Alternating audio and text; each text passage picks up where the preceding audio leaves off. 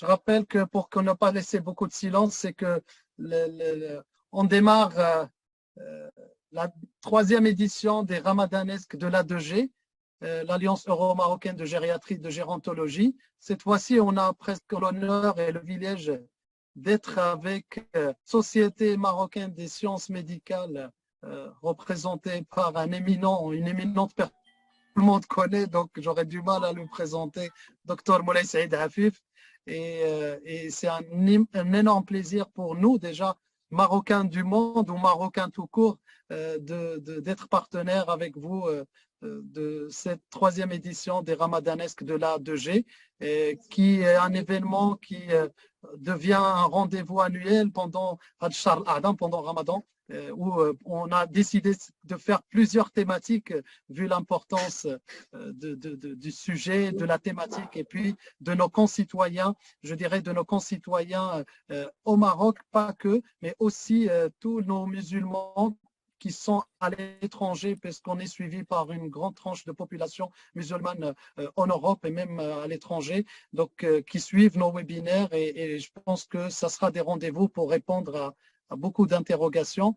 Et aujourd'hui, j'ai la chance d'être avec la SMSM et on a aussi la chance d'avoir un beau panel d'intervenantes au féminin, puisque c'est des femmes qui apportent beaucoup, je dirais, pas qu'à la science, mais au Maroc, et ils rayonnent aussi bien au Maroc et aussi bien à l'étranger.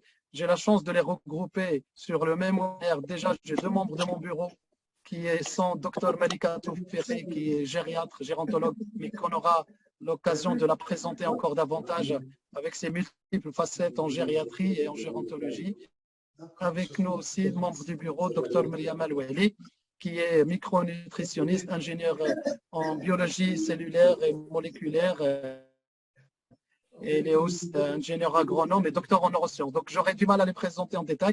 Et enfin, on a la chance d'avoir une très brillante médecin de première ligne, mais pas que première ligne, parce qu'elle est aux multiples facettes, elle aussi, qui est docteur Amal Barro, qui est médecin de famille, qui est nutritionniste, et dans peu de temps, elle est aussi gériatre. Donc, elle intègre la grande famille de la gériatrie, en sachant qu'elle est aussi membre de l'A2G.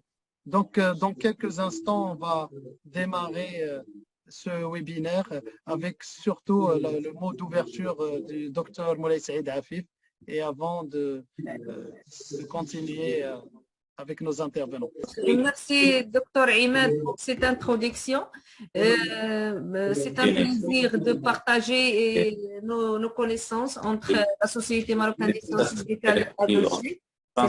C'est un honneur pour nous aussi. Ce que je vais commencer la réunion par donner la parole à notre président, Monsieur Moulay Saïd Hafif, pour lequel moi j'ai beaucoup d'estime.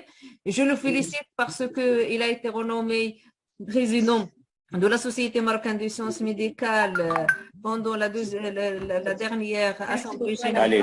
Je sais qu'il a beaucoup de travail à faire.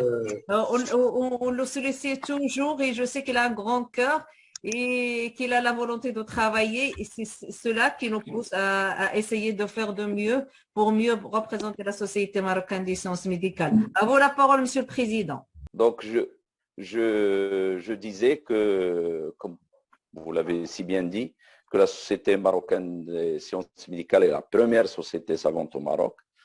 Elle date depuis 1923 et elle s'appelait à l'époque la Société d'hygiène. Et après, elle a eu dans les années 70 son nom actuel grâce à d'imminents professeurs comme professeur Maouni Ali ou professeur Berbiche Allah yarhamou, ou le professeur Moulay Ahmed al-Iraqi. Donc, il y a d'imminents professeurs Benis Abd el-Krim, Ktiri, Ben Shkroun. Donc, il y a d'imminents professeurs. Donc, ça, ce sont les anciens. Et le dernier, c'est professeur Moutaoukil. Donc, la Société marocaine des sciences médicales regroupe dans son conseil d'administration les sociétés savantes à caractère national. Et actuellement, nous avons un grand chantier avec l'ANAM, avec le ministère de la Santé, avec le Conseil national de l'Ordre des médecins, qui est celui des protocoles thérapeutiques et tout le monde sait que les protocoles thérapeutiques, c'est un outil de régulation et ça permet surtout aux patients d'être remboursés parce que tout ce qui est un service médical rendu est remboursé depuis le diagnostic jusqu'au traitement et nous avons, il y a un mois et demi, validé en présence de monsieur le ministre avec une réunion qui a duré 5 heures, 14 protocoles qui ont été élaborés durant le premier mandat. Et comme l'a dit Madame Ouchkar, c'est un nouveau mandat. Et donc, la Société marocaine des sciences médicales, elle est composée de médecins de 3 secteurs à prédominance universitaire. Par exemple, le premier vice-président, c'est le professeur Abou Marouf Mustafa, qui est le président de l'université Moulay Slimane.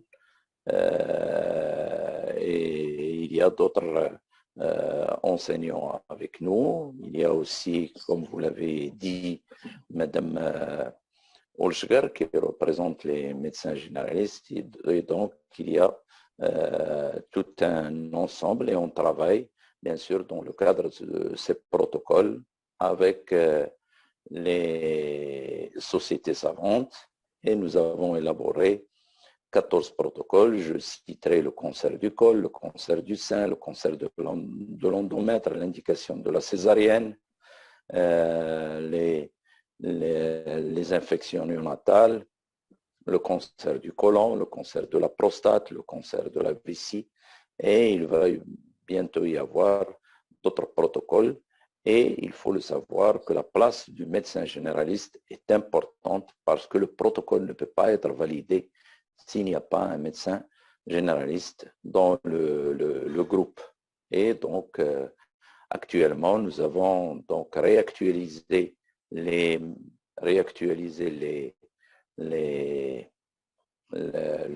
conseil d'administration puisqu'on a reçu une trentaine de demandes d'intégration du conseil d'administration qui ont été donc validées et nous avons aussi établi des conventions avec la Fondation des enseignants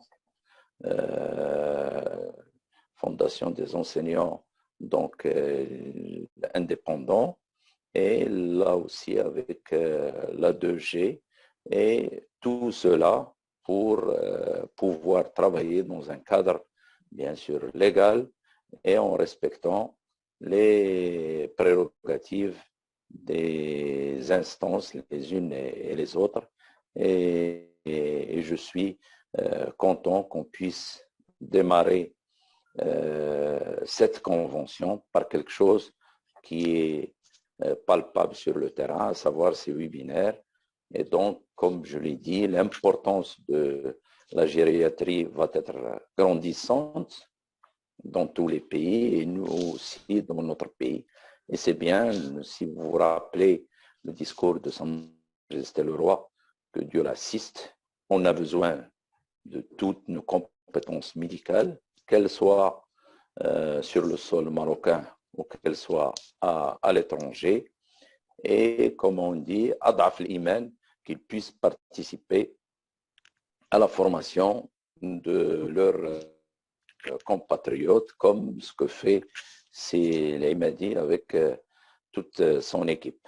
Donc, je salue tout ce que fait la 2G et je dis qu'on est là, la main dans la main, et que tout ce qui encourage, tout ce qui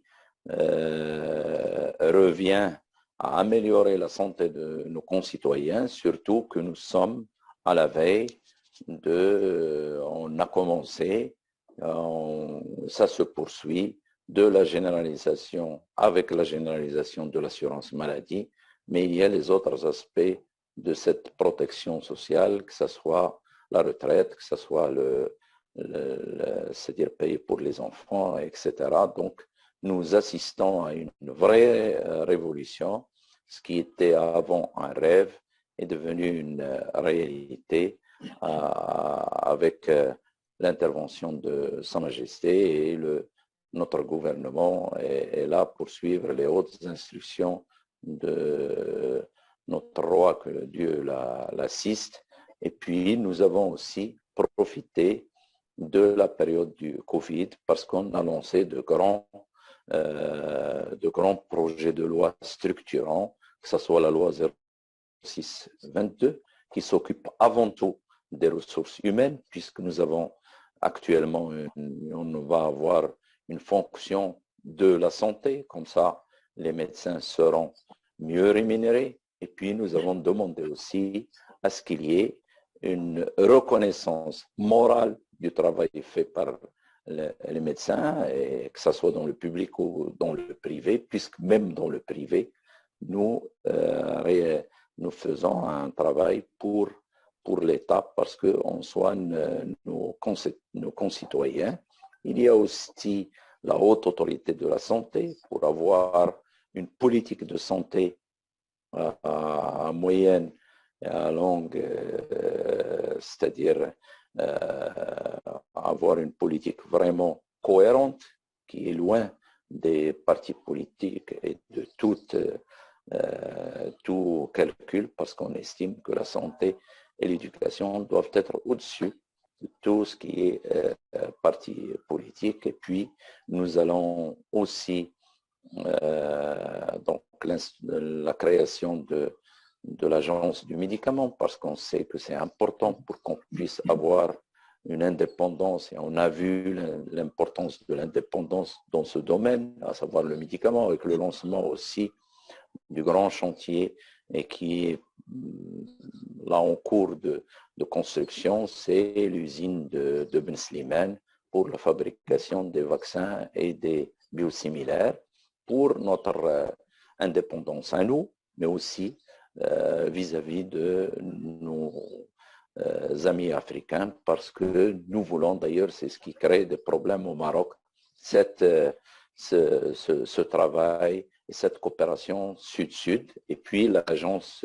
du sang et des dérivés, et tout le monde sait, tout le monde a eu un problème avec la demande de sang pour quelqu'un de sa famille. Donc, c'est important. Donc, et puis, dans le cadre de la formation des étudiants, la formation de base, il y a eu, donc on est actuellement à 6 ans, mais il faut améliorer les terrains de stage, et c'est pour cela que dans le cadre, il va y avoir maintenant les groupements sanitaires territoriaux, et donc il y aura pour les hôpitaux périphériques, et puis aussi pour les cabinets, pour les cliniques, avec un cahier de charge des terrains de stage pour nos futurs médecins, pour qu'ils soient encore mieux formés. Et on le sait que la formation en médecine au Maroc, elle est très demandée, parce que je rappelle que nous avons 14 000 médecins qui sont à l'étranger. Donc, nous avons besoin de ces compétences à l'étranger. Ceux qui veulent revenir, marhaba bihom, parce qu'il faut qu'on commence par nos compatriotes, et ceux qui ne reviennent pas, au moins qu'ils puissent participer à aider, participer à améliorer la santé de leurs concitoyens. Et on sait que, quel que soit là où on est à l'étranger, on est toujours marocain, on restera toujours marocain. Et on a vu tout ce qu'on fait, que ce soit des exemples, Simachour ou d'autres, ou ce qu'a fait aussi, même si on parle de santé, ce qu'a fait notre équipe nationale. Donc, on a des compétences médicales qui sont de très haut niveau à l'étranger. Et il faut aussi, là aussi, c'est là où on peut travailler aussi avec la 2G, développer la recherche médicale, et c'est important parce que ce domaine-là aussi est pauvre. Donc, vous voyez que, alhamdoulilah wa sharada, que le Maroc, même avec le problème de la vie, qui avec tout ce que ça cause comme complication, mais nous avons quand même l'espoir, et nous avons un avenir radieux pour nous-mêmes et puis pour nos enfants. Voilà, et merci et bon courage. Alors, Merci, merci infiniment, Monsieur le Président. Et mille merci parce qu'on a un moment aussi historique de ce mot d'ouverture d'Moulay Saïd Afif qui, en plus, il a tout dit, il nous a mis carrément le cadre général de ce qui se passe dans la mère patrie, dans notre cher Maroc.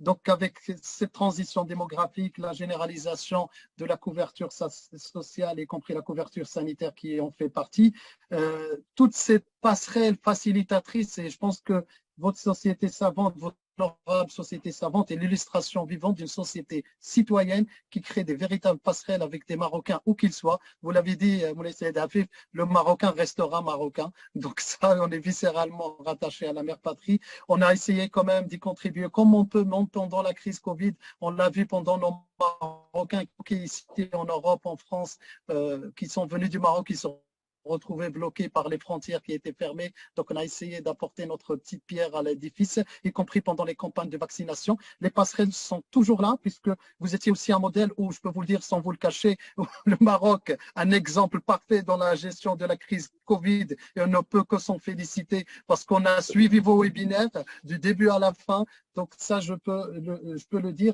Et aujourd'hui, je pense que dans cette démarche, on se dit qu'on est tous inscrits dans ce projet royal d'associer toutes les compétences marocaines où qu'ils soient, parce qu'aujourd'hui, il y a une volonté, et cette volonté, elle est là, et nous, aujourd'hui, on ne peut que se réjouir de dire on a ces passerelles et on s'inscrit résolument. Donc, on a vu avec la création du diplôme universitaire de gériatrie gérontologie à l'université Mohamed VI, d'autres formations diplômantes pour les soignants, parce qu'il ne faut pas oublier que dans la gériatrie, il y a aussi les métiers de la gériatrie. On a aussi pour les métiers d'aide à la personne, donc un véritable projet qu'on essaie de travailler. Et je ne peux aussi que féliciter et remercier nos ambassadeurs de l'A2G qui sont au Maroc, qui sont sur le terrain sur plusieurs fronts, et ça passe par la formation. Pas plus qu'il y a 2 jours, on a Dr Labassi qui était dans un centre social où il a formé tout le personnel. Donc on a vraiment, on s'inscrit dans cette belle dynamique qui est aujourd'hui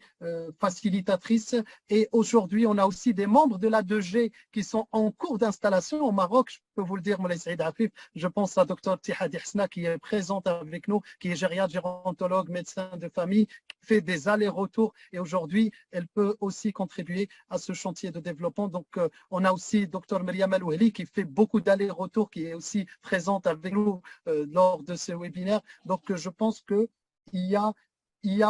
aujourd'hui, on est devant on peut dire un projet pour une nation. Moi, je le qualifie un projet pour une nation derrière notre roi, que Dieu le glorifie. Et on sait très bien que les Marocains sont aussi des ambassadeurs et qu'on porte les causes de notre Maroc où qu'on soit, et on sera toujours fiers de les porter et s'inscrire derrière toutes les directives. Donc, je vais m'arrêter là parce qu'on a encore d'autres intervenants, mais je profite de ce moment historique. C'est pour ça que je vais passer rapidement la parole à Dr Oujgar, que je remercie énormément parce qu'on a eu la chance d'avoir quelqu'un aussi de très facilitateur et aussi constructif dans ce partenariat, parce qu'on travaille, on peut dire, main dans la main. D'ailleurs, aujourd'hui, les ramadanesques, on a travaillé avec Dr Oujgar, avec d'autres personnes aussi dans les coulisses.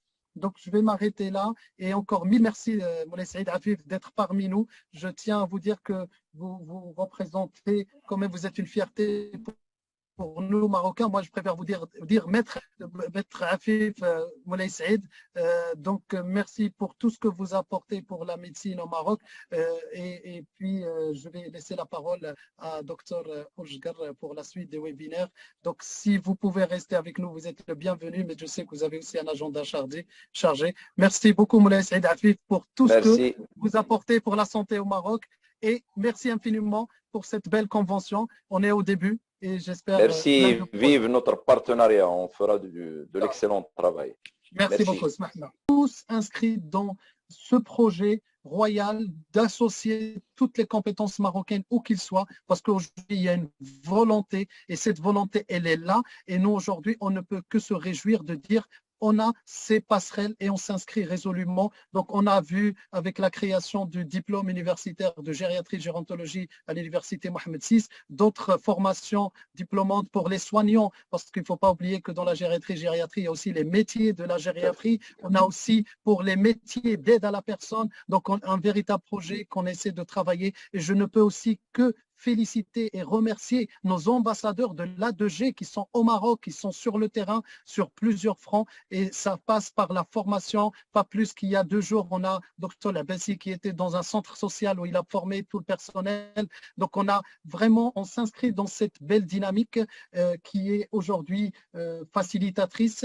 Et aujourd'hui, on a aussi des membres de l'A2G qui sont en cours d'installation au Maroc. Je peux vous le dire, Moulay Saïd Afif, je pense à Dr Tihadi Hsna qui est présente avec nous, qui est gériatre, gérontologue, médecin de famille, qui fait des allers-retours, et aujourd'hui, elle peut aussi contribuer à ce chantier de développement. Donc, on a aussi Dr Myriam Alouheli qui fait beaucoup d'allers-retours, qui est aussi présente avec nous lors de ce webinaire. Donc, je pense que aujourd'hui, on est devant on peut dire un projet pour une nation. Moi, je le qualifie un projet pour une nation derrière notre roi, que Dieu le glorifie. Et on sait très bien que les Marocains sont aussi des ambassadeurs et qu'on porte les causes de notre Maroc où qu'on soit, et on sera toujours fiers de les porter et s'inscrire derrière toutes les directives. Donc je vais m'arrêter là parce qu'on a encore d'autres intervenants, mais je profite de ce moment historique, c'est pour ça que je vais passer rapidement la parole à Dr Oujgar, que je remercie énormément, parce qu'on a eu la chance d'avoir quelqu'un aussi de très facilitateur et aussi constructif dans ce partenariat, parce qu'on travaille, on peut dire, main dans la main. D'ailleurs, aujourd'hui, les ramadanesques, on a travaillé avec Dr Oujgar, avec d'autres personnes aussi dans les coulisses. Donc, je vais m'arrêter là. Et encore 1000 merci, Moulay Saïd Afif, d'être parmi nous. Je tiens à vous dire que vous représentez, quand même, vous êtes une fierté pour nous, Marocains. Moi, je préfère vous dire maître Afif, Moulay Saïd. Donc, merci pour tout ce que vous apportez pour la médecine au Maroc. Et puis, je vais laisser la parole à Dr Oujgar pour la suite des webinaires. Donc, si vous pouvez rester avec nous, vous êtes le bienvenu, mais je sais que vous avez aussi un agenda chargé. Merci beaucoup, Moulay Saïd Afif, pour tout ce que vous apportez pour la santé au Maroc. Et merci infiniment pour cette belle convention. On est au début. Et j'espère. Merci, vive notre partenariat, on fera de l'excellent travail. Merci beaucoup. Merci. Merci Moulay Saïd, Monsieur le Président. Merci Dr Afif pour tous les mots que vous avez dit. Merci Dr Imad Al-Hafidi pour tous les mots que vous avez dit. Et donc, nous, puisque on va aller sans trop tarder, parce que c'est le mois de Ramadan, nous les femmes, la cuisine nous attend. On va commencer par Madame Amal Baro, que je viens de faire sa connaissance et savoir que nous avons au Maroc des personnes qui nous rendent fiers, des femmes qui nous rendent fiers, médecins de famille et aussi médecins nutritionnistes avec beaucoup de casquettes et les membres de la A2G. Je la laisse nous présenter qu'est-ce qu'il pense et comment il voit la personne âgée face aux jeunes, surtout pendant le mois de Ramadan qui pose un problème pour nous. Et je sais bien que lorsqu'on dit à quelqu'un de la famille tu ne dois pas jeûner, il a toujours les larmes aux yeux. C'est un peu difficile et j'aimerais bien savoir les experts comment ils font ça. Merci. Face aux jeunes de la personne âgée. Donc, comme introduction, la prise en charge du patient âgé par un médecin généraliste repose sur une démarche globale, fonctionnelle, pluridimensionnelle qui prend en compte les particularités sémiologiques, les capacités physiques, les difficultés psychologiques et sociales du patient, ainsi que les risques de décompensation fonctionnelle. Rôle du médecin généraliste à l'approche du mois de Ramadan. Le médecin généraliste, selon son bassin d'exercice et sa population de patients, peut être amené à soigner des patients d'un culte différent du sien, des pratiques précisément religieuses qui peuvent avoir un impact médical, c'est le cas du jeûne du Ramadan. Et derrière le mot jeûne, il faut entendre notamment l'interdiction de tout apport alimentaire et hydrique des interdictions qui s'étendent également à toutes les prises médicamenteuses orales, pointant là un des versants de l'implication médicale du Ramadan. Il s'agit aussi d'un mois festif au cours duquel le rythme de vie des pratiquants se trouve modifié précisément sur le plan alimentaire et le rythme veille-sommeil. Et c'est là où le médecin généraliste doit intervenir. C'est une prise en fait en charge globale, nécessitant aussi un recours aux spécialistes. Le mois de Ramadan représente-t-il un risque pour toute personne âgée? Il est en général sans danger pour les pratiquants et l'âge n'est pas en soi un obstacle, mais il représente un risque certain pour les personnes âgées souffrant d'une maladie chronique, telle un diabète traité à l'insuline non équilibré, une insuffisance rénale, une maladie cardiaque, un ulcère gastrique et toute autre pathologie ne supportant pas un jeûne.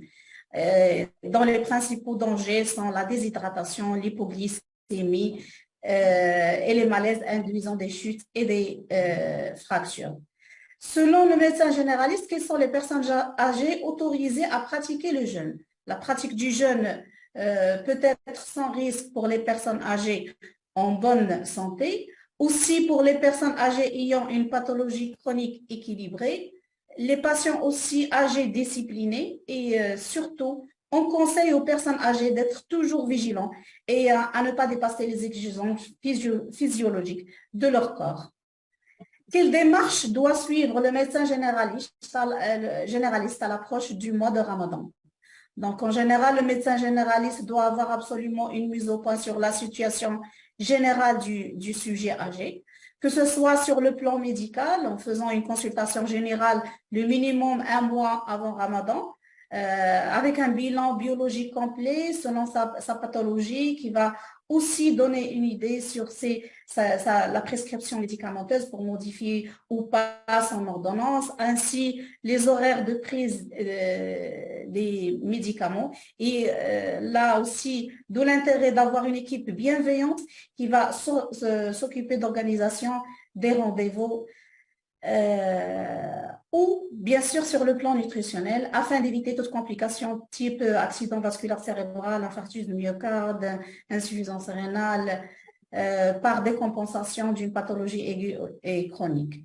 Et bien sûr, on doit avoir un réseau de spécialistes avec qui il doit collaborer ou bien s'aider.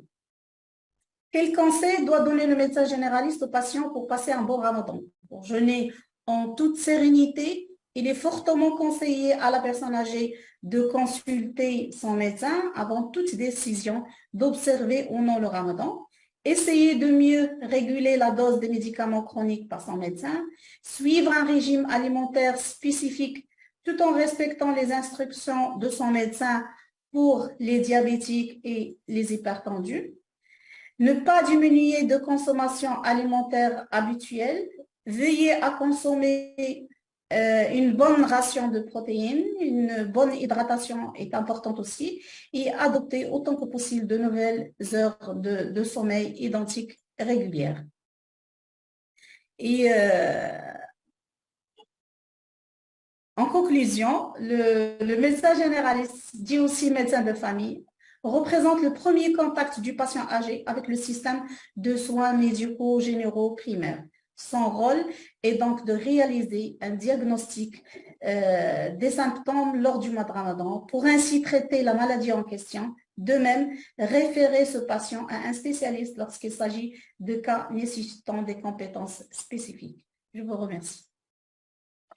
Merci, Dr Amel. C'est très intéressant, c'est vrai, c'est une question qui nous touche de près tous. Merci, Dr Amel Barro. On ne vous entend pas, Dr Oujgat, ça a coupé. D'accord, oui, je disais que c'était intéressant, Dr Amel Barro, c'est une question qui nous touche tous parce que on a une famille qui doit arrêter de jeûner, donc c'est difficile à apprendre, surtout avec les gens, les musulmans, ça touche vraiment, ça fait vraiment mal pour leur dire ne pas jeûner. Je vous remercie. Pour ne pas trop tarder, On va passer à la deuxième communication et j'invite les participants à écrire leurs questions ou leurs commentaires dans les discussions. Comme ça, pour gagner du temps, on va essayer de répondre à la fin de la séance. Merci à vous tous. Donc, je donne la parole à Monsieur Ahmed pour terminer, faire la présentation des deux orateurs qu'on va voir. Merci, Dr Ahmed. Merci, Dr Poujgor. Effectivement, parce que on va essayer de faire des passerelles assez rapidement. Je tiens à féliciter Dr Barlou pour cet excellent exposé, parce qu'elle a bien insisté sur le rôle, et je pense qu'aujourd'hui, c'est à l'unanimité, le rôle du médecin de première ligne, le médecin généraliste est primordial. Elle a insisté sur la place de la coordination avec les spécialistes. Et là, je fais le hiatus avec une spécialiste en gériatrie et gérontologie, et quel spécialiste, plus de 20 ans d'exercice en gériatrie, avec des sous-spécialités, tabarakallah, Malika Toufekhi, qui est avant tout une amie et une collègue. Donc Dr Malika Toufekhi, en France, elle est coordinatrice de plusieurs structures qui accueillent les personnes âgées. Donc, elle est médecin clinicienne et aussi coordinatrice de plusieurs structures.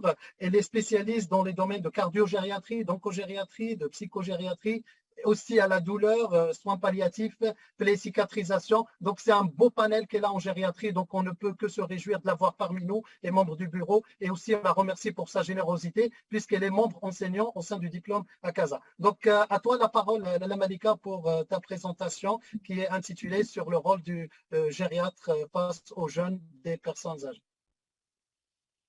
Docteur Ahmed, moi, Oui. je voulais vous annoncer qu'on a des amis médecins qui nous regardent depuis Burkina Faso. Ah, excellent, magnifique. Je le salue. Bravo, bravo. Merci pour la présentation et merci pour l'invitation. Je suis vraiment très honorée d'être parmi vous et je suis vraiment contente. Malika, excuse-moi, oui. Malika, ta présentation, elle est au milieu. Je pense qu'elle a commencé par le milieu. Tu peux monter tes slides? D'accord. Il faut juste monter les slides avec ta flèche. Oui. Oui.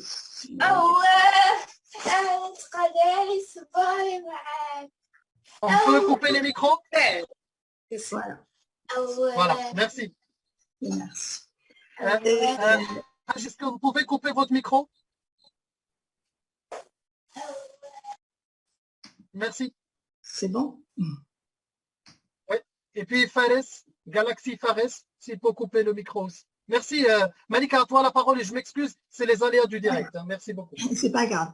Donc, moi, autant que gériatre, je parle de la personne âgée et le jeune. Le jeune vu du gériatre. La gériatrie, comme on l'a expliqué, c'est une spécialité médicale qui prend en charge la santé de la personne âgée. Et la gérontologie, c'est étude du vieillissement dans toutes ses dimensions, sociales, économiques, santé publique, démographique, psychologique, anthropologique, culturelle et autres.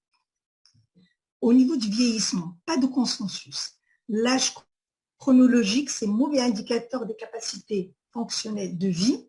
Définition administrative, peut-être l'âge de la retraite et l'âge de l'entrée en vieillesse.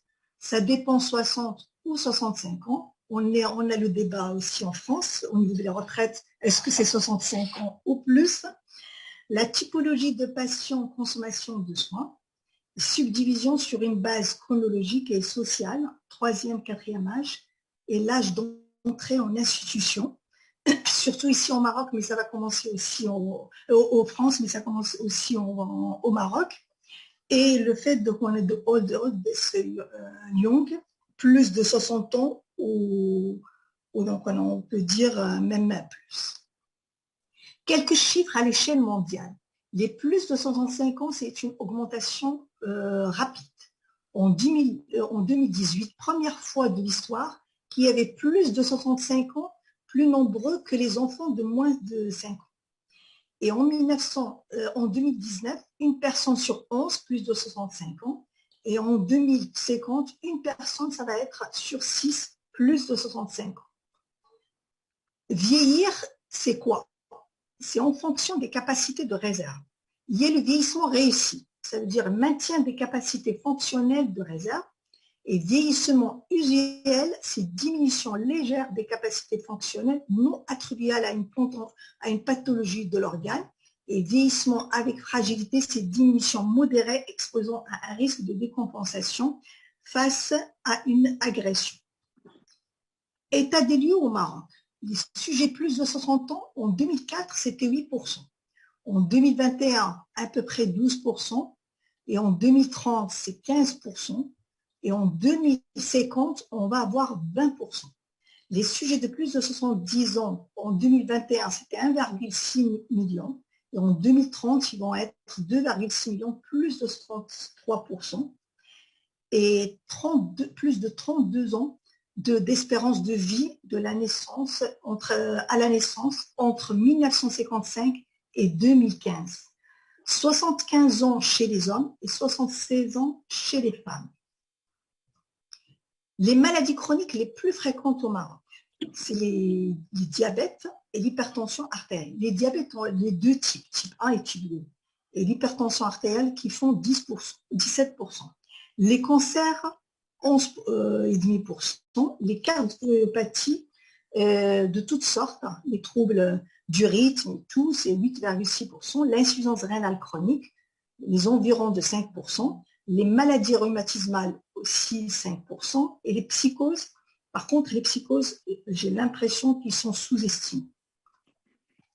Les particularités sociétales, les personnes âgées qui vivent avec leurs enfants ou petits-enfants, les ménages complexes regroupent plusieurs générations, 58%, ou avec un enfant célibataire. 28%, la plupart du temps, l'enfant célibataire qui va être l'aidant principal des personnes âgées. En dehors des modes de cohabitation dominants, les couples 6,7% et seuls 6,8%. Solidarité intergénérationnelle, mais pas en sens unique. C'est aussi les personnes âgées, ils ont une aide, 38% pour aide des enfants, 40% garde d'enfants. Les particularités selon le rapport du Conseil économique et social et environnemental de 2015, isolement social, précarité, analphabétisme, qui a toujours un problème au Maroc, c'est 7/10, et faible taux de couverture sociale et sanitaire. Je pense qu'avec maintenant, avec les changements, ça va être plus de 50% prochainement. Faible niveau de ressources. Personnes âgées et le jeûne. Le ramadan est en général, comme elle a dit, donc on a ma consoeur, c'est sans danger pour les pratiquants et l'âge en soi n'est pas un obstacle à son respect. Il existe toutefois les contre-indications absolues, quel que soit l'âge. C'est diabète type 1 traité à l'insuline, type 2 non équilibré, l'insuffisance rénale, les gastrites et surtout les ulcères gastro-duodénaux non traités, les troubles comportementaux alimentaires comme l'anorexie et la boulimie, la malnutrition, la dénutrition, quelle que soit la cause, les affections aiguës, infections aiguës sévères, hémorragie importante, il y a d'autres aussi infections aiguës. Les personnes âgées ont souvent tendance à diminuer le rapport alimentaire sans que donc on augmente leur énergie soit réduit. Ce manque d'appétit qui survient avec l'âge est en partie dû à la perception des odeurs, diminution des odeurs et du goût. On sait très bien qu'en vieillissant, il y a diminution des 4 saveurs, mais c'est surtout les saveurs des salés et augmentation du sucré. Les personnes âgées, ils préfèrent plus le sucré que le salé. C'est en général, donc on a ce qu'on a remarqué, même nous, je travaille en institution, ce qu'ils aiment manger.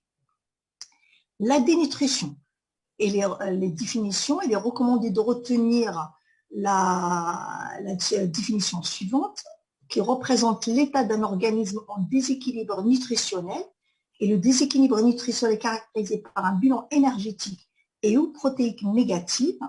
La dénutrition peut être liée à un ou à une association des facteurs suivants, un déficit d'apport protéo-énergétique, une augmentation des dépenses énergétiques totales une augmentation des pertes énergétiques et ou protéiques, et la dénutrition étant le plus souvent multifactorielle chez les sujets âgés. Il est nécessaire et urgent de diagnostiquer cette dénutrition, de réaliser un bilan étiologique complet à la recherche des critères étiologiques orientés par l'interrogatoire et l'examen clinique.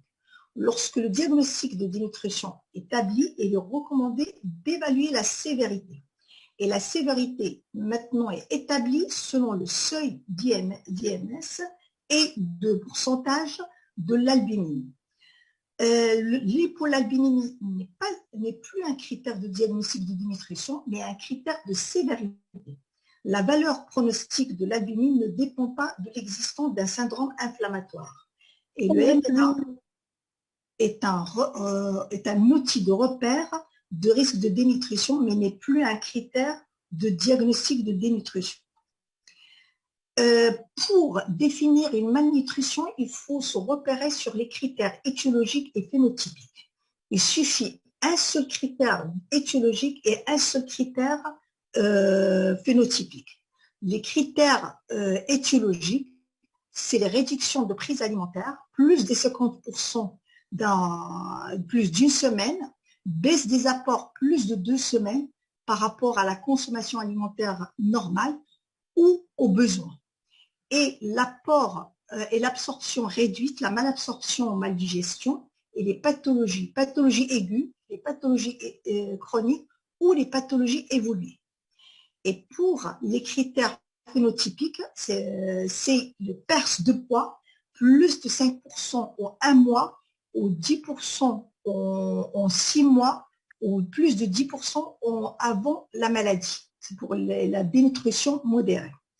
L'albinémie, ça rentre plus maintenant dans les critères de dénutrition modérée. L'IMC inférieur à 22 kg par mètre carré et la sarcopénie confirmée. Et pour la dénutrition sévère, c'est plus de 10% en 1 mois et l'IMC, c'est inférieur à 20 kg par mètre carré et l'albinémie, c'est inférieur à 30. C'est ce qu'on dit, c'est un critère de sévérité.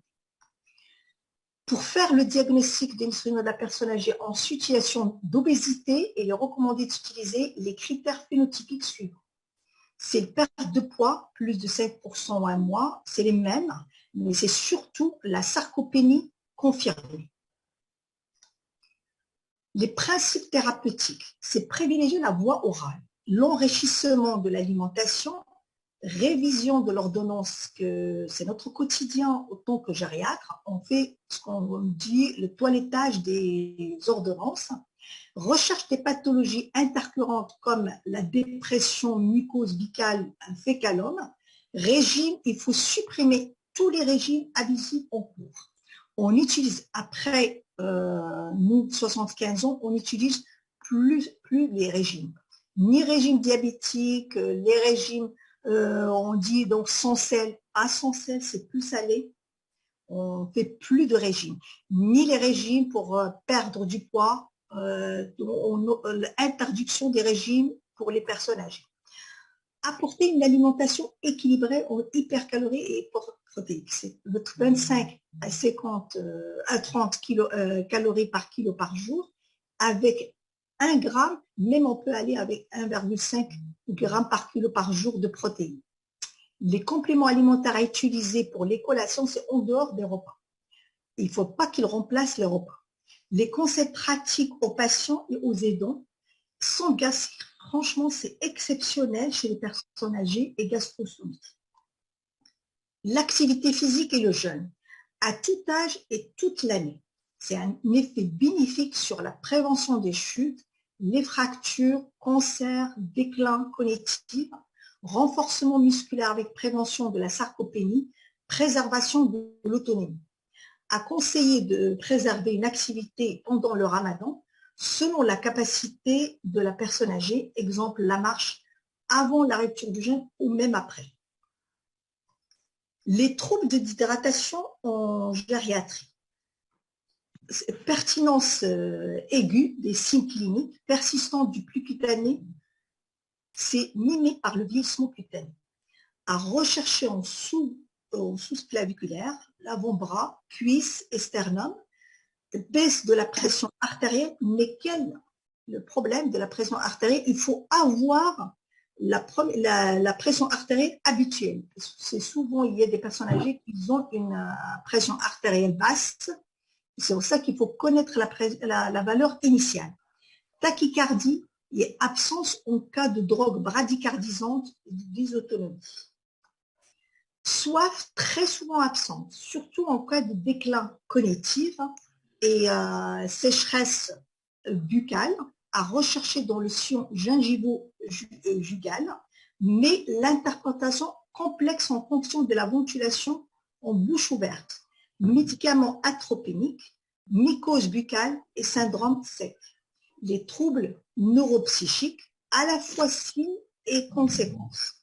Irritabilité, troubles comportementaux divers, mais surtout baisse de la vigilance, rupture par rapport à un état antérieur récent. Fébricule inférieur à 38,5 peut traduire un élément infectieux causal ou une complication. Oligurie, mais attention au diagnostic différentiel de rétention vésicale d'urine, perte de poids, hypotonie des globes oculaires. Au total, peu de spécificité clinique chez le personne âgée. Les traitements, c'est par quelle administration et par quelle voie? Péros pour des déshydratations modérées, natrénémie inférieure à 150. C'est coopération du malade, absence de fausse route, sinon boisson gazeuse froide ou eau gélifiée et surveillance adaptée. Par sonde gastrique, à proscrire en raison du risque de pneumopathie d'inhalation. Difficultés techniques, parce que vous connaissez avec l'âge, il y a des veines qui sont peu accessibles et en fonction du trouble de comportement s'il y a agitation ou d'autres. Les médicaments et le jeûne. Les médicaments religieuses initiées par la Fondation Al-5-2 ne sont pas autorisées les prises orales, qui sont autorisées les prises médicamenteuses par voie intraveineuse ou sous-cutanée, par voie nasale, par voie ophtalmique, les suppositoires, ovules gynécologiques, crème et pommade, spray et vaporisateur.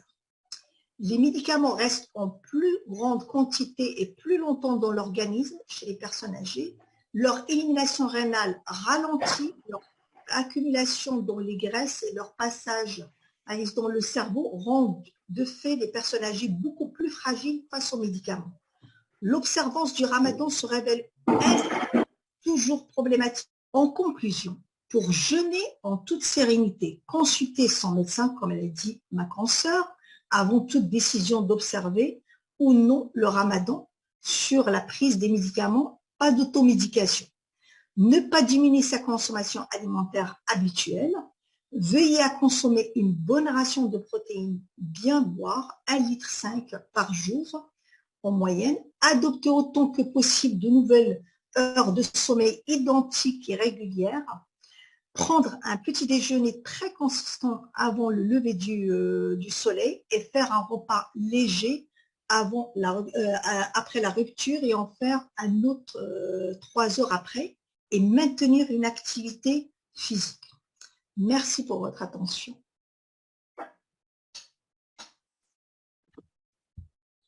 Merci infiniment, Dr Malika Toufekhi. C'est vrai que je t'ai donné une mission pas simple. Ça veut dire parler en un quart d'heure de la personne âgée, du ramadan et tout ce qui va avec. Pour un gériatre, c'est jamais simple, en sachant que la consultation moyenne d'un gériatre, le temps qui écoule, c'est au moins 1 heure, 1 heure et demie. Donc là, pour faire un tour d'horizon, mais je pense que tu l'as excellemment fait.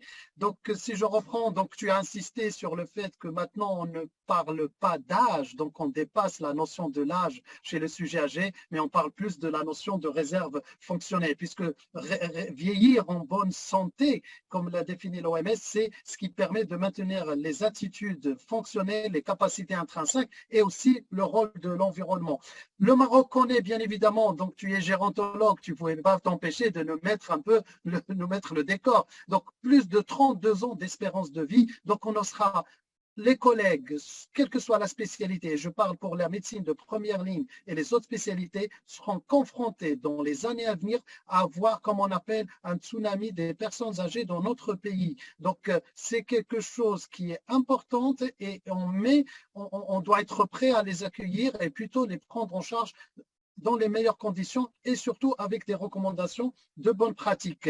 Tu as insisté sur, merci de nous avoir rappelé la dernière recommandation sur la dénutrition, puisque ça a été mis à jour, on va dire les recommandations pour la définition de la dénutrition. Et aussi, quand tu as parlé du jeûne, tu as insisté surtout sur la déshydratation et plutôt sur les atypies des tableaux cliniques chez les sujets âgés, parce qu'une personne âgée, il n'a souvent pas soif et ils n'ont pas la sécheresse cutanée qu'on connaît chez les jeunes. Donc, et à la fin, avec les recommandations en matière de ce qui autorise le jeûne ou pas, des recommandations nationales de la Fondation Hassan II pour tout ce qui peut se faire chez les personnes âgées, et puis aussi des moyens de corriger notamment la déshydratation comme l'hypodermoclise, c'est un bon moyen qui n'est pas très invasif. Tu as insisté aussi sur la notion de médicaments, comme c'est important de se pencher toujours sur les médicaments,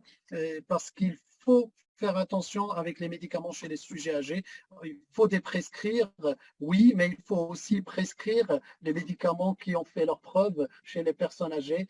Donc, tout ça, tu l'as rappelé. Donc, tu restes avec nous, Malika, s'il y a des questions, bien sûr, à la fin, parce que je sais qu'on devait avancer très vite.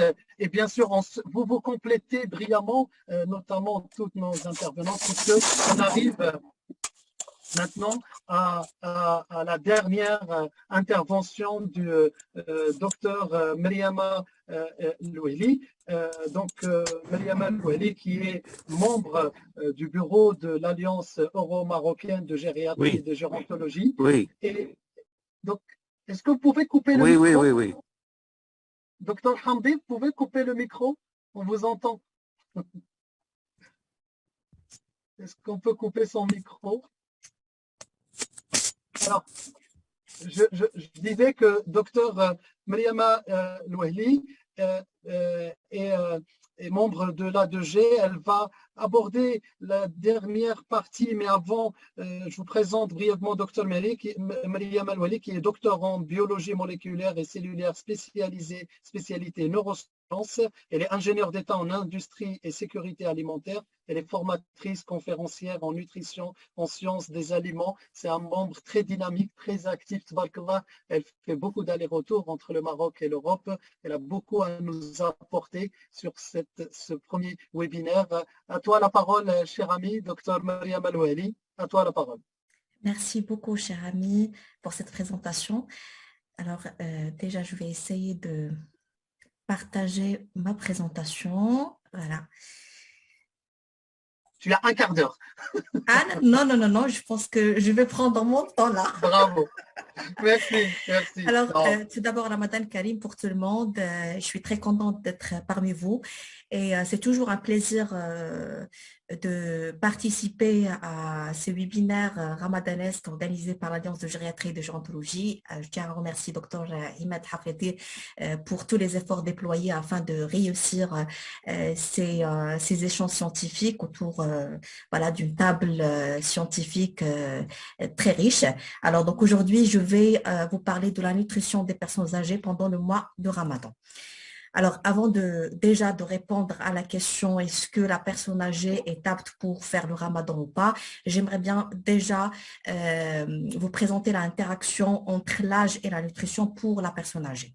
Donc, il faut bien noter que chez les personnes âgées, presque toutes les personnes âgées sont particulièrement exposées à la malnutrition et aussi à la malabsorption, ce qui pourrait provoquer à l'apparition de plusieurs maladies, comme les maladies auto-immunes, maladies inflammatoires et autres. Ils sont exposés aussi à l'obésité comme ils sont exposés à l'anorexie.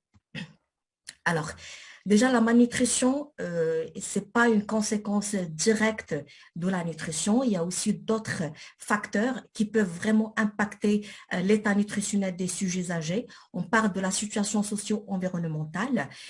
Donc, si la personne âgée vit toute seule, est-ce qu'il est capable de cuisiner, est-ce qu'il est autonome, etc. Et si la personne âgée vit avec une famille. Et donc, s'il vit par exemple avec une famille, on ne sait pas trop s'il est isolé et si elle mange avec la famille, s'il a vraiment une alimentation particulière qui ne ressemble pas à l'alimentation de tous les membres de famille. Donc, ça, c'est vraiment, il faut le travailler avec la personne âgée comme il faut le travailler avec les membres de la famille de cette personne.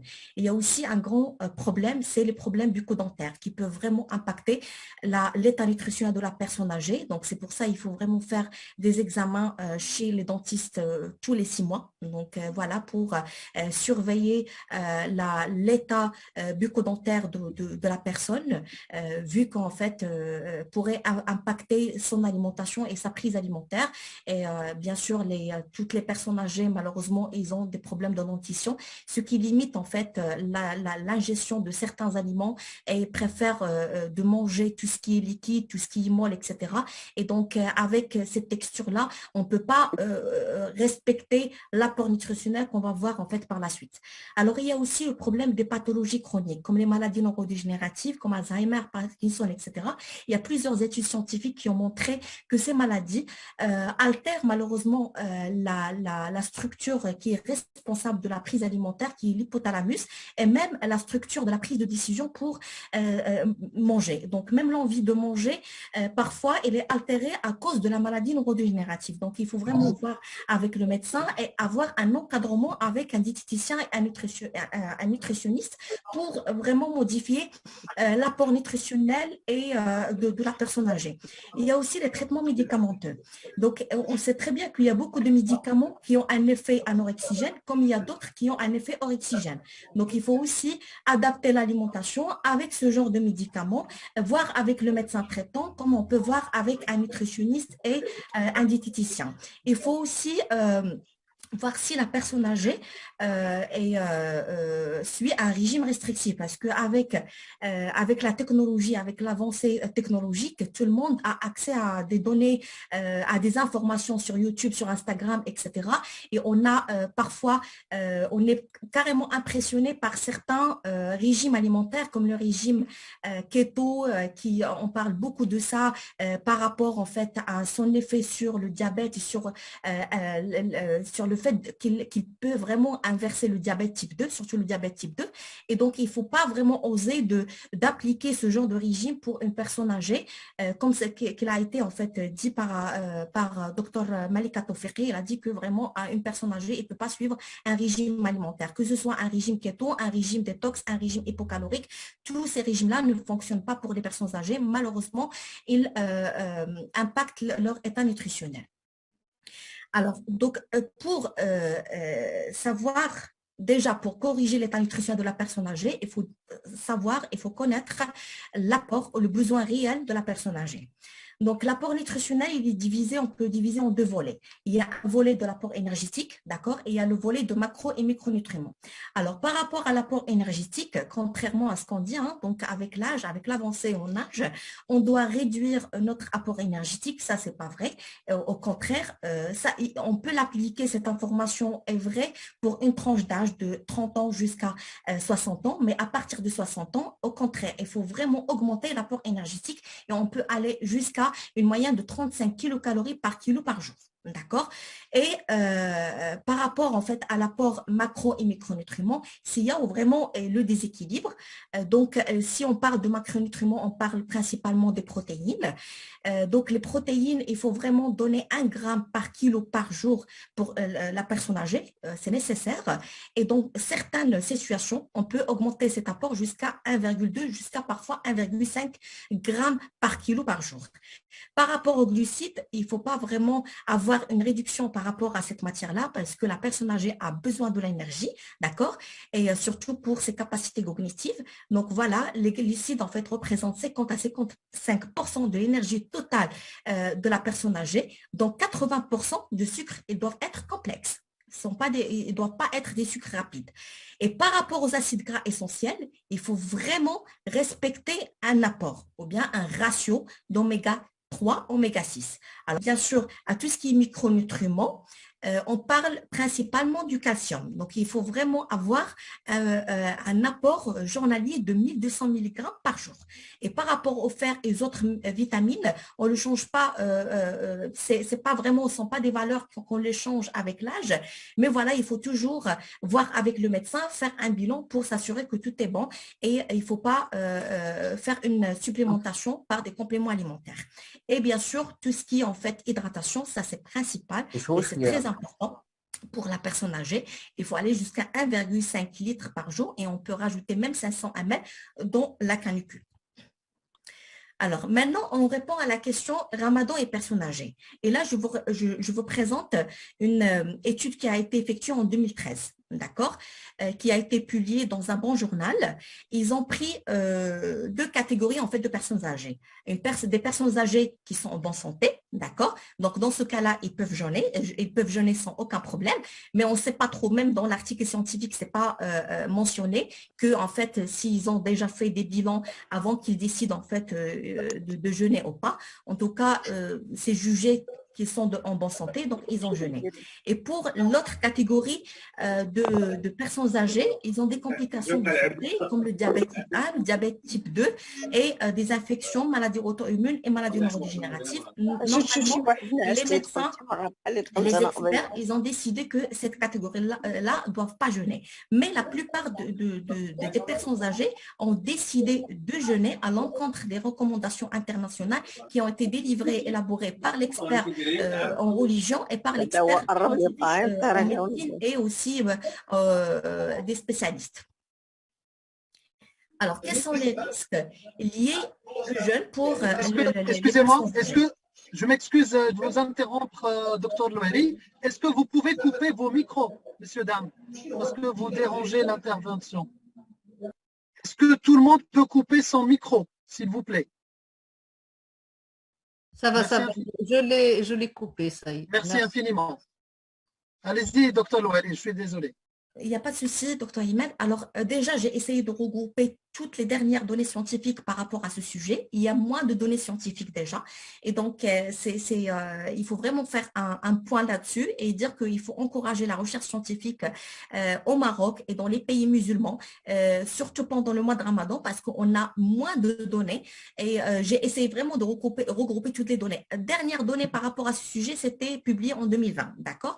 Et donc, il y a quand même des réponses positives et des réponses négatives par rapport au Ramadan chez les personnes âgées. Alors déjà, la première publication, c'était en 2016. Ils ont montré qu'il y a vraiment un risque lié au jeûne pour les personnes âgées. Donc, le jeûne du Ramadan affecte l'équilibre posturel et les capacités attentionnelles chez les personnes âgées suite en fait au jeûne. Et il y a aussi une autre publication.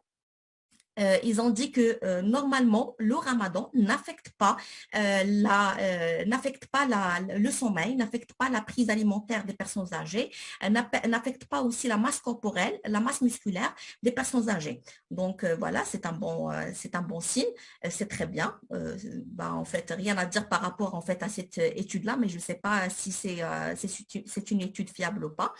Et par rapport à une autre étude, ils ont dit que vraiment, il y a un grand risque pendant le mois de Ramadan de déshydratation. Déjà, la perception de la soif est compromise avec l'avancée en âge et c'est mousse carrément. Il y a, comme vous savez, en fait, il y a une résistance par rapport à l'hormone antidiurétique. Donc, il y a beaucoup de pertes en eau pour les personnes âgées. Donc, c'est vraiment, si on peut dire, parmi les premiers risques pour les personnes âgées pendant le mois de Ramadan, c'est vraiment la déshydratation.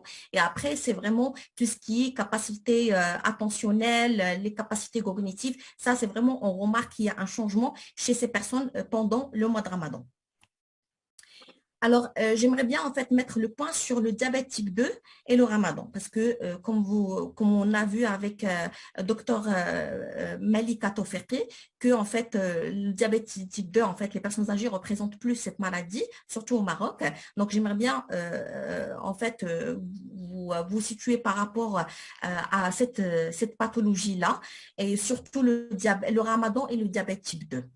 Alors, déjà, on peut faire le ramadan, surtout pour le diabète, les diabétiques type 2, même s'ils sont âgés, d'accord, mais à condition d'avoir une éducation nutritionnelle et une gestion des protéines et aussi une bonne portion de glucides complexes afin de maintenir un équilibre au niveau de la glycémie toute la journée.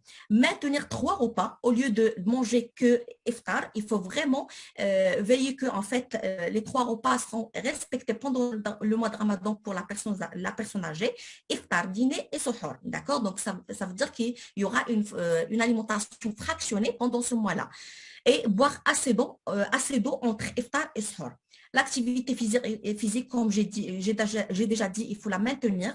Le minimum, c'est 30 minutes par jour.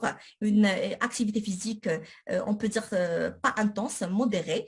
Gestion du diabète, surtout pour les diabétiques, il faut surveiller régulièrement le taux de glucose dans le sang. Surveiller régulièrement le poids corporel aussi. Donc, chaque semaine, pourquoi pas prendre une pesée pour voir si on a une augmentation de poids corporel ou une diminution. On risque d'avoir une dénutrition carrément juste après le mois de Ramadan. Respecter un bon protocole alimentaire personnalisé, surtout si on a un gros problème avec la prise de médicaments de diabète, surtout pendant le mois de Ramadan.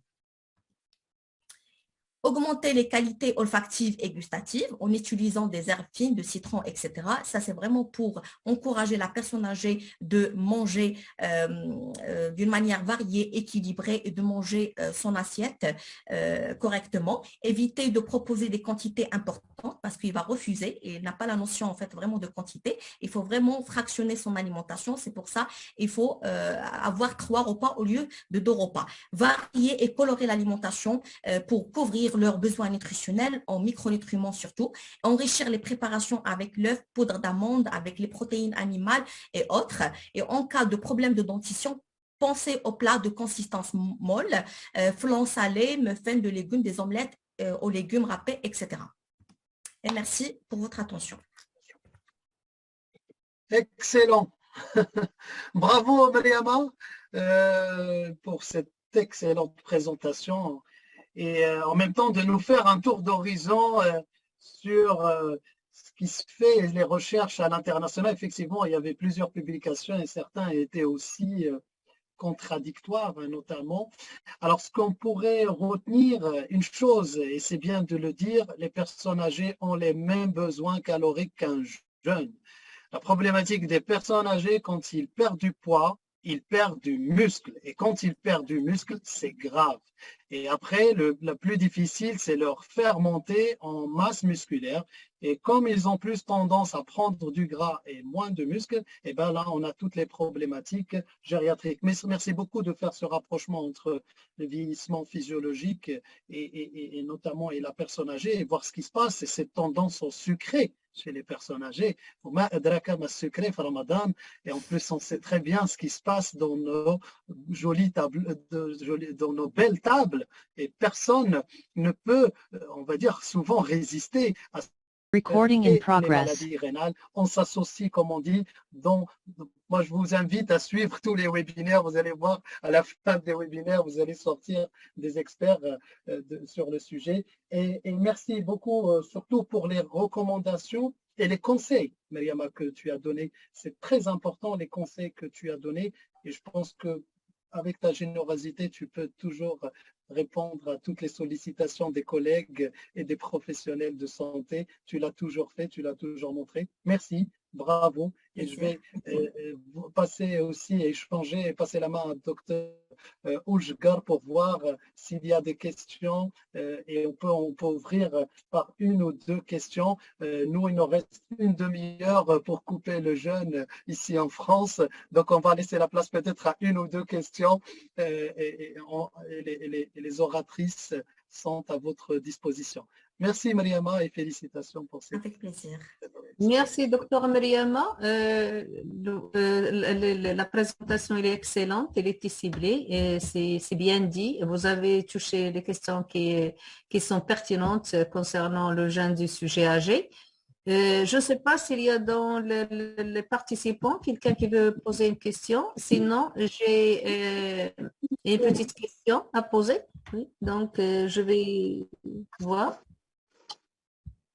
Est-ce qu'il y a quelqu'un qui veut poser une question? Vous levez la main. la personne âgée dans la famille, c'est prioritaire. Et on doit normalement adapter notre alimentation avec son alimentation pour qu'il ne soit pas isolé, surtout pendant le mois de Ramadan. Parce que nous, c'est une culture, hein, on est toujours autour d'une table, surtout pendant le mois de Ramadan, ça c'est sacré.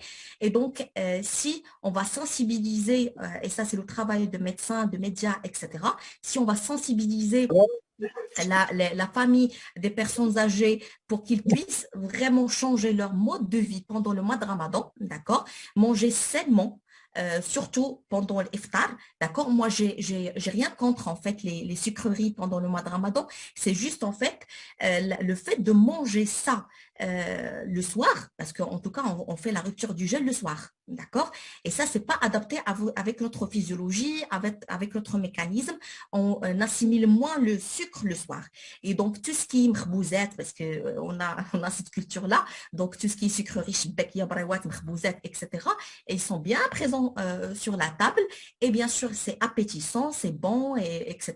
Et donc, la personne âgée, il se retrouve avec une table très variée, appétissante, et il va manger de tout ça, alors que ça va se répercuter négativement sur sa santé.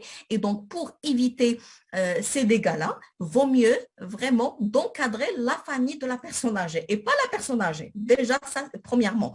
Et donc, au lieu de déposer des trucs comme ça sur la table, on pourra en fait les changer facilement par des repas qui sont très riches en protéines. Malheureusement, nous, les Marocains, on mange moins de protéines pendant le mois de Ramadan, contrairement aux jours normaux, parce que normalement, dans le quotidien, on mange les protéines pour les Marocains, mais pendant le mois de Ramadan, il y aura juste un repas qui est très riche en protéines. Et comme on l'a vu, en fait, l'apport protéinique pour la personne âgée est très élevé. Donc, c'est pour ça, la première des choses à mettre sur la table, c'est vraiment les protéines. Un plat principal consistant, mais vraiment très riche en protéines, une salade à côté, et bien sûr, on pourra rajouter tout ce qui est féculent, ça veut dire des bons féculents comme le pain complet, le riz complet, même des pâtes, il n'y a pas de souci, mais avec bien sûr des quantités très limitées. Donc, si on va déposer que ça sur la table, bien sûr, la personne âgée sera limitée dans le choix. Il ne va pas demander shibbakia ou brewat parce qu'ils ne sont pas là.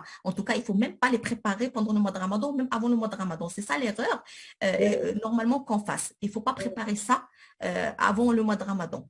On peut les faire après le Ramadan, ok, mais pendant le mois de Ramadan, non. Il faut vraiment choisir les bons aliments, c'est les légumes, les fruits et les protéines. Pas plus, d'accord? Bien sûr, on a tous le khobz, le riz, etc. Pendant Sahur, c'est un petit déjeuner. Et d'ailleurs, Sahur, c'est vraiment le repas principal et le repas le plus important de toute la journée, surtout pour la personne âgée, parce que c'est ça qui va maintenir normalement sa capacité attentionnelle et aussi sa glycémie normale pendant toute la journée. Sinon, il va faire une hypoglycémie au cours de la journée et sera fatigué, épuisé. Et donc, le Sahur, et normalement, toutes les personnes âgées sautent ce repas-là. Ils disent que c'est bon, on a mangé pendant l'iftar, on a mangé suffisamment, alors qu'ils ont mangé des calories vides, ce n'est pas des vraies calories, et ils préfèrent de sauter carrément le repas de Sahur, alors que c'est le repas le plus copieux qu'on doit mettre sur la table. Ça veut dire basé sur des protéines, omelette par exemple, fromage, yaourt, tout ça c'est bien, parce qu'il faut enrichir les repas de la personne âgée en calcium aussi, ça c'est très important, en protéines, et aussi, pourquoi pas, un fruit pendant Sahur, c'est très important. Donc un fruit et même un pain, une tranche de pain ou deux, ça peut faire l'affaire aussi avec tout ce qu'il va manger. C'est bien, ça, on va réguler quand même sa glycémie avec les légumes, avec les protéines. Il n'y a pas de souci. Donc, le repas principal pour la personne âgée, c'est Sahur et ce n'est pas l'iftar. Et s'il y aura une alimentation fractionnée, ça sera entre l'iftar et le dîner. Ça veut dire qu'il pourra en fait commencer par une soupe, une date, tout dépend s'il est diabétique, donc il ne peut pas dépasser une date, d'accord? Et après, il pourra prendre une soupe. Ensuite, il pourra prendre une salade et un repas principal. Si on voit que les quantités ou les choses ils sont très nombreuses sur la table, on pourra lui proposer juste la soupe et la salade. Et après salade lécha, on pourra lui proposer un plat principal qui est très riche en protéines. D'accord? Et même dans la salade qui sera proposée en fait pendant l'iftar, on pourra l'enrichir avec des protéines. Comme ça, on va vraiment augmenter l'apport protéinique sans qu'il soit vraiment dans l'obligation de manger des grandes quantités en protéines sous forme de viande ou de poisson. Voilà, donc je pense que c'est la réponse. Donc l'encadrement, ça se fait via la famille et les membres de la famille et pas via la personne âgée. Par contre, pardon, je vais compléter autant que gériatre. Le problème des personnes âgées qui veulent absolument jeûner, c'est qu'il faut savoir, il y a des pathologies qui ne peuvent pas jeûner. C'est quand il y a une dénutrition sévère, c'est même pas la peine. Hein, parce qu'en plus, ils ont l'habitude de ne pas manger, parce qu'ils diminuent leur rapport alimentaire, et s'ils jeûnent, ils vont creuser sur les réserves, et ça diminue donc leur force musculaire. Ils peuvent donc en avoir plusieurs problèmes, des fractures, des chutes à répétition, et même des hydratations, parce qu'ils ne boivent pas beaucoup. C'est pour ça qu'il y a des personnes qu'on peut les accompagner, comme elle dit Mariama, on peut les accompagner avec les fractionnements de repas, avec l'enrichissement, mais il y a des pathologies que normalement on ne peut pas leur permettre. Par exemple, aussi les maladies parkinsoniennes, ils ont des traitements à des horaires fixes, on ne peut pas donc leur permettre le jeûne. C'est ça qu'il faut équilibrer entre les personnes qui n'ont pas des maladies qui sont vraiment chroniques et qui importent.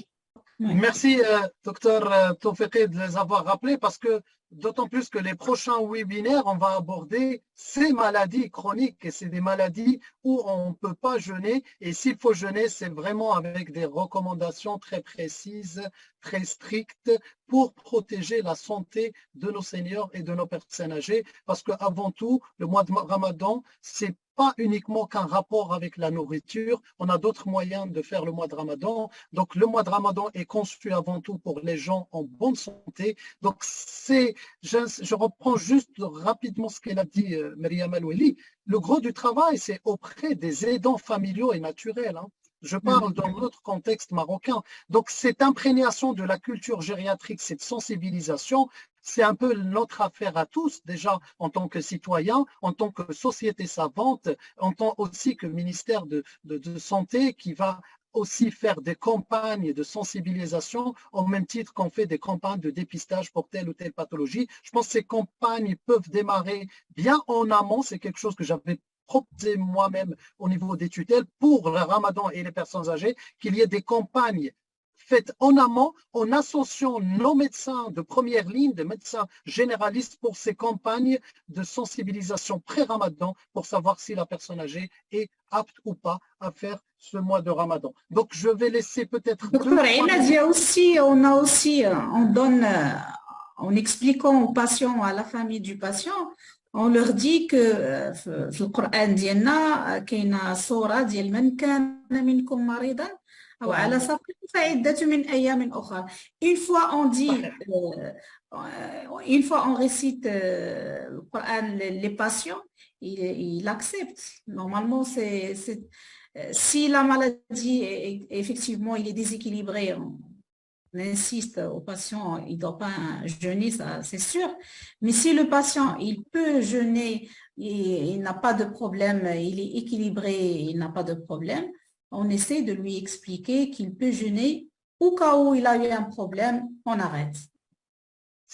Effectivement, merci d'avoir, parce que le travail, il se fait avec les savants. C'est un peu ça, on va dire... Il faut juste essayer de convaincre le patient les gériatres, ou la famille du patient. En fait, les gériatres, et notamment ceux qui œuvrent dans le champ de la personne âgée, Mariam en fait partie, ils nous ont appris à négocier, tout se négocie avec eux, de toute façon. Après, il y en a ceux qui ne souhaitent pas, on le sait. Mais à mon avis, je pense que ce travail d'éducation, franchement, il commence beaucoup en amont. Et si vous me posez la question, c'est quoi pour vous l'amont? Eh bien, il commence à l'école.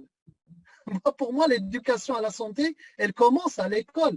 Parce que c'est comme pour l'activité physique. Est-ce qu'aujourd'hui, c'est plus facile de remettre quelqu'un à l'activité physique, une dame de 80 ans qui n'a jamais fait d'activité physique, ou quelqu'un qui a fait de l'activité physique toute sa vie et pour X raison, peut-être il a suspendu. Je pense que le travail d'éducation à la santé, il commence bien en amont. Excuse-moi, Ahmed. Pour l'activité physique pour les personnes âgées, comme tu as dit, il y en a qui ont l'habitude, il y en a. C'est ce qu'il faut faire, c'est arrêter de dire à nos mamans, c'est bon, là tu es âgé, non, tu ne peux pas aller faire les courses. Aller faire les courses, c'est une activité. Donc là, laissez-les, même peut-être les accompagner parce que si vous avez peur, mais ne pas les laisser dire non, non, non, خليك انت يا انا اللي غنمشي ندير بلاصتك خليك انت انا غنمشي نتقدى خليك انت انا اللي غنمشي نطيب خليوهم يمشيو يديروا لان c'est l'activité physique et ça préserve l'autonomie de la personne âgée. C'est vraiment si un conseil à donner, c'est ça. Laissez-les autonomes tant que possible. Sauf s'ils peuvent pas, ils peuvent pas. Mais là, tant qu'ils peuvent, laissez-les leur autonomie. Entièrement d'accord avec le docteur Malika. Entièrement d'accord avec le docteur Malika. On a fait la mauvaise expérience de dire à notre maman de laisser parce qu'il a ses belles-filles à la maison. Tu laisses les choses, tu restes à la maison. Mais il faut conseiller au moins aux gens d'aller faire les prières à la mosquée. La moindre des choses, c'est d'aller à la mosquée la plus loin. Au moins, ça va les aider, ça va les faire marcher parce que oui, c'est vrai, il faut faire bouger les personnes. Alors, je vais sortir mon... Alors, pour jeune, je commence à avoir des messages, même sur mon portable, surtout les femmes qui doivent préparer leur table. D'accord. Donc, qui vont intervenir, on va faire un tour de table. Bon, on va faire rapidement, docteur Ojgor, si vous le permettez, un tour de table de nos orateurs et après on clôture. Allez-y, docteur Mariama, docteur Barro et Il y a une question très importante. Il y a une question par rapport au sujet ayant une insuffisance rénale et la quantité de protéines à consommer. Bon, c'était une question qui a été posée. Oui, j'ai vu. Tu peux répondre. Mais on peut, alors, oui, effectivement, en fait, mais on va l'aborder la semaine prochaine aussi. Vas-y, tu peux. D'accord. Tu peux. La quantité de protéines ingérées, en fait, dans ce cas-là, elle doit être réduite jusqu'à 0,7 grammes par kilo. Au lieu de 1 gramme par kilo, c'est dangereux, d'accord, parce qu'il y aura une surcharge carrément des reins par les déchets, en fait, des protéines, surtout suite à la digestion des protéines. Donc, c'est vraiment, il faut vraiment réduire la prise d'une grande proportion de protéines par jour et il vaut mieux en fait de la fractionner, d'accord? Au lieu de manger toute la portion en un seul repas, on pourra la manger sur 3 fois ou sur 2 fois. Ça sera beaucoup mieux donc pour vraiment gérer le problème de l'insuffisance rénale et les quantités de protéines. Merci. Malika, un mot? Franchement, merci pour ce webinaire qui nous a permis de se réunir en plus en mois de Ramadan. Et merci à tout le monde. Merci franchement donc on a cet échange avec tout le monde. Ça nous enrichit et ça nous apprend beaucoup de choses entre nous d'abord. Et pour le reste, franchement, merci beaucoup. Et au prochain webinaire. Docteur Barro Amal. Merci beaucoup. J'étais vraiment ravie d'être parmi vous et je vous remercie tous et toutes pour votre présence. Et vraiment, il y avait des sujets pertinents et merci beaucoup.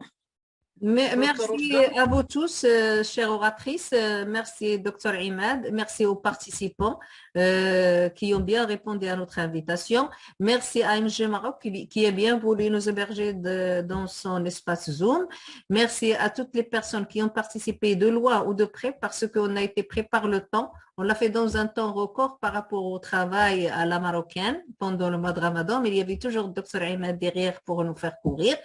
Je le remercie de nous avoir secoués pour assurer la réalisation de ce webinaire et merci à vous tous. Inch'Allah. Alors, merci beaucoup, Dr Ojgor, parce qu'elle m'a supporté aussi, donc on commence à me connaître, donc il faut bien qu'on avance. Merci à toutes nos chères oratrices, Dr Barro, Dr Tofeqi, Dr Mariama Loueli. C'était hyper complémentaire et ça va continuer cette complémentarité. Je vous invite tous à la semaine prochaine. On va aborder le diabète et le ramadan chez les sujets âgés, les maladies rénales et le diabète et le ramadan chez les sujets âgés et les maladies cardiovasculaires et le ramadan chez le sujet âgé. Un grand merci à la Société marocaine de sciences médicales et en la personne de Monsieur le Président Moulay Saïd Afif et tous les membres pour nous avoir permis cette rencontre. Merci pour ceux qui ont veillé sur la logistique, notamment les membres de MG Maroc. Je tiens à remercier aussi tous les gens qui ont participé à ce webinaire, les membres de la 2G, tous nos ressortissants marocains et même étrangers, même d'Afrique, d'Europe, d'Allemagne. Donc tous ces gens-là sont présents, nos webinaires sont très suivis. Je tiens à remercier les membres d'autres sociétés savantes qui étaient présentes. J'ai vu Loubna Mansouri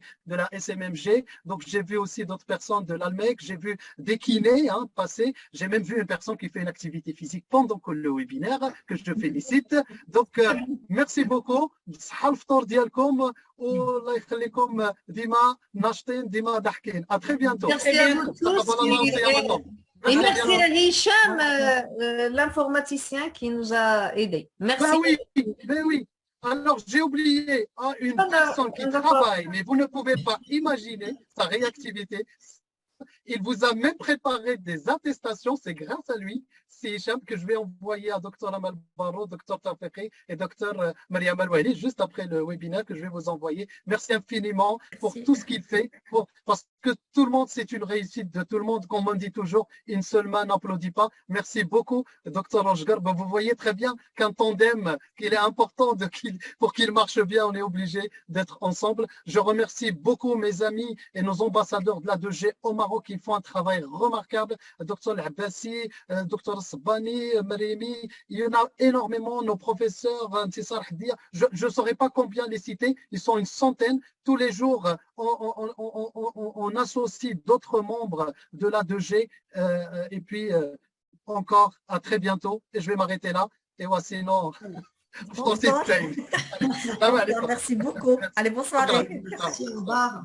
Bravo.